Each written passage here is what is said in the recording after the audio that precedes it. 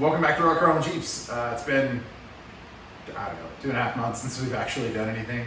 Kind of lost a lot of motivation when EJS got pulled out from under us, so we built the shop and got everything done there and just kind of put the Jeeps on the back burner. So what better way to get back into it than taking a quarter van to the Jeep. So we've got this bumper. Obviously it doesn't fit right anymore because we removed some fender to gain some room for these sweet 39s. So now we're gonna make a cut, make another cut, and just bring this whole bit backwards here and French it back in so our bumper end stays nice and pretty, but we get the proper clearance that we need. So make some cuts.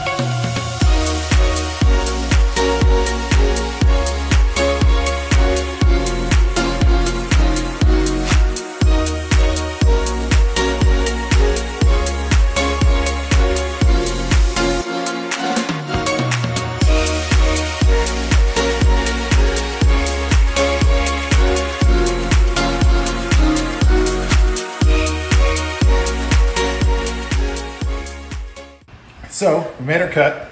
Now we need to make a further back cut. Set this back in here so it sits like this, and that'll do everything we need to do. So we just have a couple of marks to make real quick, and then we can cut some more.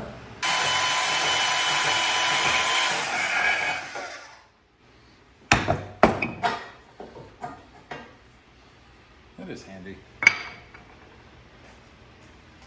So now, this piece just kind of, we gotta do a little cleaning up and flap wheeling, but that piece will come in there like that. Fit all nice. All right, we're done. Like, straight up, we're just done. So this is what we were going for. We'll tuck this in a little bit, get it nice and flat. We gotta add a bevel and then we'll weld it home, but we decided to go conservatively. Yes, we can add metal back with our welder. However, it's easier to just cut twice in this instance rather than cut once and go, oh. So this is what we've removed. It looked something like, I want to say it looked something like this. No, that's what it would have looked like. So it looks something like that. That's basically what we've taken out of there. And now we're gonna have a factory looking bumper. It's just gonna be fit for 39s and 40s and all that fun stuff. But it'll still look good, maintain that factory edge. It's what we wanted. So let's clean this metal up. We'll throw out a couple tack welds and we'll make the other side match.